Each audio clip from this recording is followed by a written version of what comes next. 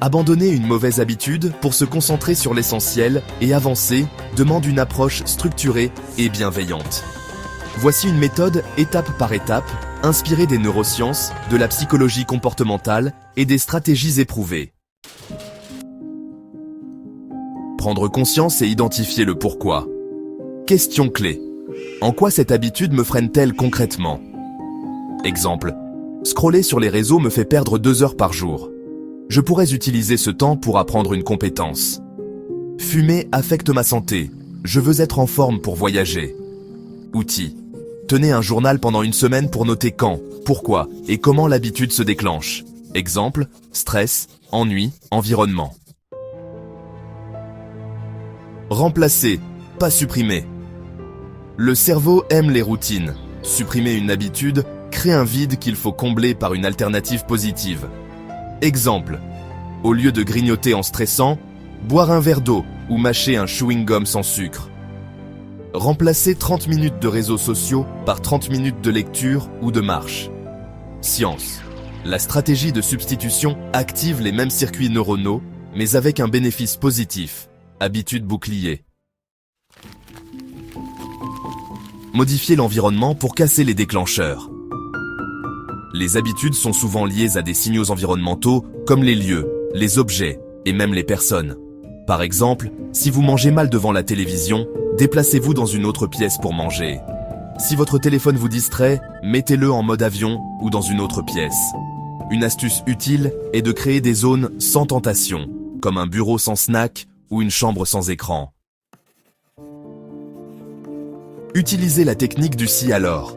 Préparez des réponses automatiques aux situations à risque. Le format est simple. Si, déclencheur, alors, action alternative. Par exemple, et si je ressens du stress, alors je respire profondément 5 fois. Ou, si j'ai envie de procrastiner, alors je commence par une micro-tâche de 2 minutes. Visualisez les conséquences à long terme.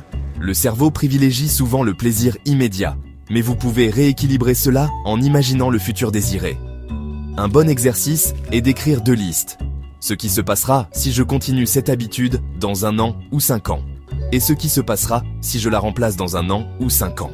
Par exemple, si je continue à fumer, je pourrais ressentir de l'essoufflement et avoir des dépenses inutiles.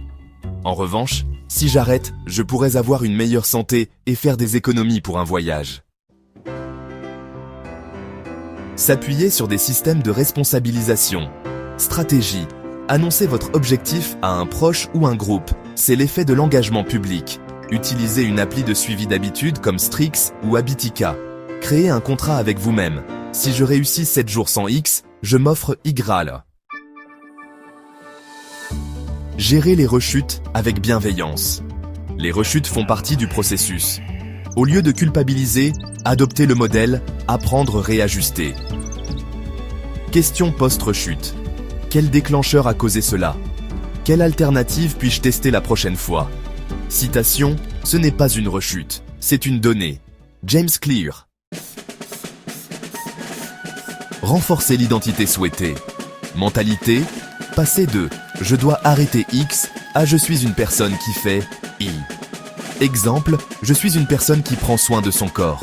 Je suis quelqu'un qui utilise son temps avec intention. Action. Listez 3 traits de cette nouvelle identité et agissez en cohérence.